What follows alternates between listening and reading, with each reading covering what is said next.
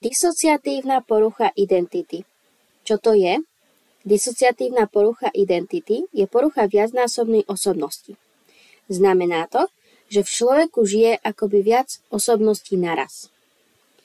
Táto porucha postihuje všetky vekové kategórie, rasy, pohlavia.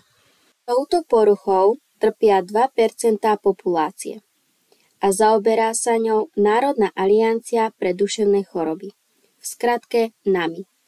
Človek, ktorý trpí touto poruchou, sa mení z minúty na minútu. V jednu chvíľu je človek úplne v pohode, no potom zrazu zmení osobnosť a my ho už ani nespoznávame. Taktiež sa môže u človeka objaviť nespávosť alebo depresie, a to nezávisle od návykových látok. Alebo disociatívna fuga, čo znamená nezapamätanie nejakých zážitkov alebo blúdenie mysle. Alebo Capgrassov syndrom, čo znamená, že ten človek tvrdí, že v rodine má dvojníka. Taktiež sa môže u ňoho objaviť rozmazaná identita a sám tvrdí, že v jeho hlave žijú viacero osobností. Taktiež sa môžeme stretnúť s disociatívnou amnémiou, čo znamená, že človek stratí pamäť a to nezávisle od jeho fyzického zdravia alebo nejakého úrazu.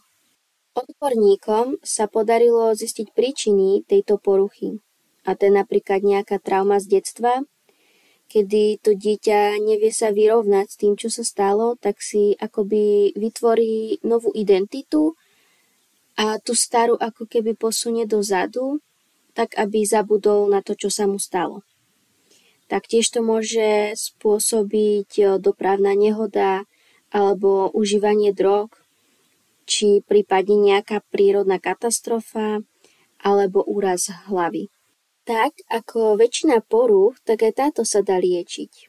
A to napríklad psychoterapiou, kedy ten človek rozpráva s odborníkom a ten odborník sa snaží mu nejako pomôcť, napríklad sa preniesť cez tú traumu z detstva alebo cez nejakú traumu z prírodnej katastrofy, dopravnej nehody alebo niečo iné.